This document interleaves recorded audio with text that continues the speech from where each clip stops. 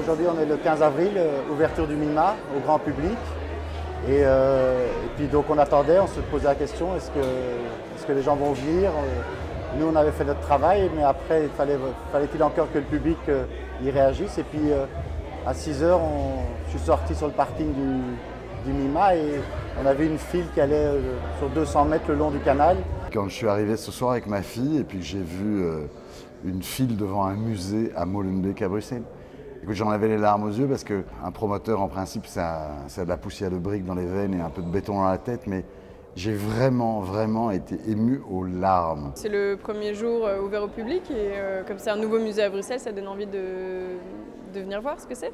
J'en ai entendu parler partout, que j'avais plein d'amis qui venaient et que je trouve que c'est une idée géniale, c'est un projet super original et c'est tellement agréable d'avoir un musée comme ça à Bruxelles et en plus à Molenbeek, là pour l'instant, ça tombe vraiment bien. Moi j'ai construit avec mon groupe, on a construit Nelson Canal, on a construit cet espace, mais de voir que ça fonctionne comme ça, de voir l'engouement que ça a provoqué, de voir des files devant un bâtiment, de voir la joie de sourire sur les lèvres, de voir une file, mais on serait cru à New York. Et ça, à Molenbeek, 3 semaines après les attaques meurtrières, mais c'est incroyable. Le MIMA, c'est le Millennium Iconoclast Museum of Art, un musée d'art actuel, de la culture 2.0, représenté par les artistes qui font ce mouvement. On a ici une volonté d'avoir, à travers la culture, une fonction de cohésion sociale très importante. Et je crois qu'on peut défendre ici une identité qui est à l'image de son quartier, de la ville de Molenbeek, c'est-à-dire multiculturelle, une diversité riche, mais avec une identité extrêmement ouverte sur les autres, non pas pour les assimiler, mais pour s'en enrichir.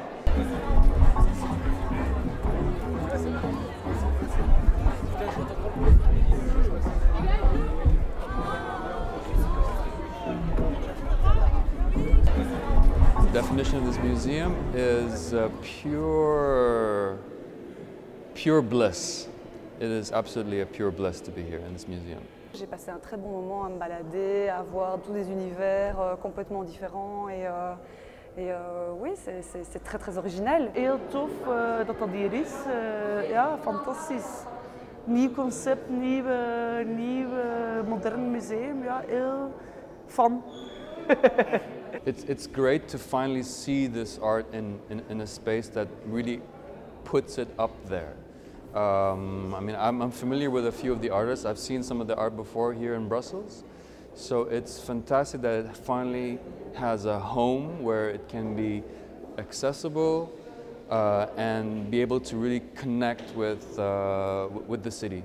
C'est pas que le street art, je trouve, c'est plus autour de l'image en tant que telle. Moi j'ai beaucoup aimé le travail de Maya Ayuk, qui est vraiment une artiste qui s'approprie un lieu, qui fait un travail in situ. Et je trouve que ça donne toujours très bien. On voit les vieux escaliers, on repère des petits signes du passé. Et non, et les espaces sont géniaux parce qu'il y a des plus petites pièces, des grandes pièces. Non, moi vraiment j'aime beaucoup. Le bâtiment est intéressant parce que je trouve que ce sont des formes assez inhabituelles qu'on n'a pas l'habitude de voir. Ce ne sont pas je dirais des plateaux comme des lofts, mais c'est un espace qu'on découvre peu à peu et c'est très intéressant. Il y a des ouvertures sur la ville et c'est une connexion, je trouve, très intéressante. C'est pas un musée tourné sur lui-même. C'est très gai d'aller sur les terrasses parce que depuis les terrasses, on a une vue sur Bruxelles que je ne connaissais pas du tout parce que je viens très rarement de ce côté-ci de Bruxelles et donc on découvre une autre partie de la ville. Le programme du MIMA, c'est deux grosses expositions par an et une exposition permanente d'œuvres de la collection.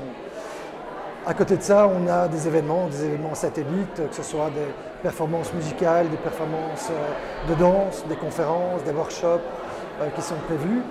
Et voilà, ça va être le rythme pendant une année.